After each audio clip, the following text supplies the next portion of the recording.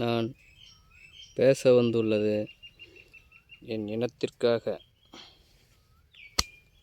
இனத்திற்காக பேச வந்துள்ளேன்.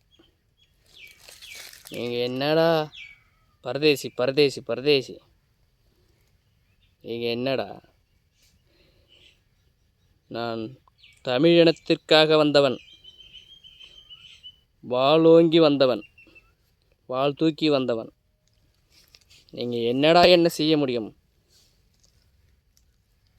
மேதகு பிரபாகரன் தம்பிகளடா நாங்கள். ஆனால் நாங்கள் சொல்வது எல்லாம் பொய்டா. அவர் உண்மை பேசியிருக்கலாம், ஆனால் நான் இட்லிக்குள்ளே கறியை வச்சு தான் பேசுவேன். நீங்கள் நினைக்கிற மாதிரி இல்லை. ஆமக்கறி நீங்கள் கொடுத்தீங்கல்ல, அதை சாப்பிட்டுட்டு வந்து பேசுனா நம்ப மாட்டேன்றாங்க மக்கள். நீங்கள் துப்பாக்கி சுட சொல்லி கற்றுக் கொடுத்தீங்கல்ல, டுன்னு அதையும் சொல்லி பார்த்தா நம்பலை. அதுக்கப்புறம் பார்த்தேன், பெரியாருடைய கொள்கையை வந்து எதிர்க்கிறேன்.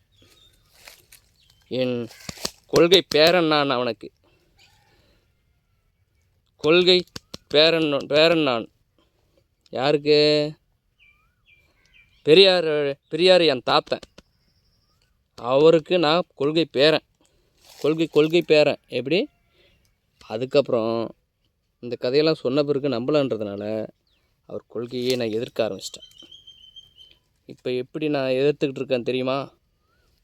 அதுதான் சீமான். சாட்டை துரைமுருகன் மாதிரி என் கூட யாரும் நிற்க மாட்டாங்க.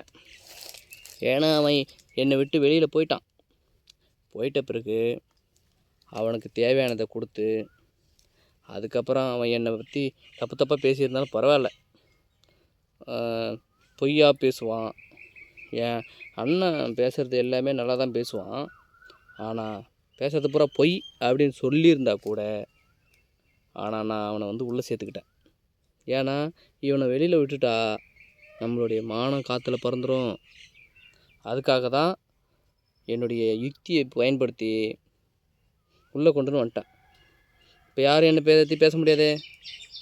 நான் யாருக்காலையும் நான் விழ மாட்டேன். ஆமாம், இது என்னுடைய லட்சியம்.